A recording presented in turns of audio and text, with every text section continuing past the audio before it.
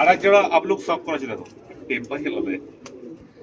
ভালো করে মুখ চোখগুলো ভালো করে ফলো করুন, এদের নাক নকশা একটু ডিফারেন্ট। আমি এমনি বলি না যে পায়রা সারা কলকাতা ঘুরলে আমার পায়রার সাথে মিলাতে পারবে না, আমার আপলুক পায়রা ডিফারেন্ট। ডিফারেন্টটা কি, ভালো করে চোখ মুখটা মানে ফলো করুন। এও নাল্লি মোজ আছে, এগুলো সব মেন ব্রিডার। দেখো এর ঠোঁটটাও কালো কালো, অনেকে মোম ঠোঁটের আপলুক পায়রা দেখায়।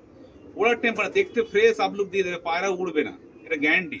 না আমি আমার আপলুক দেবো 100 দিই না, আমি 200 গ্যারান্টি। আপলুক পায়রাটা ভালো করে ফলো করে, এদের লেজ কালো হবে, লেজ সাদা হবে।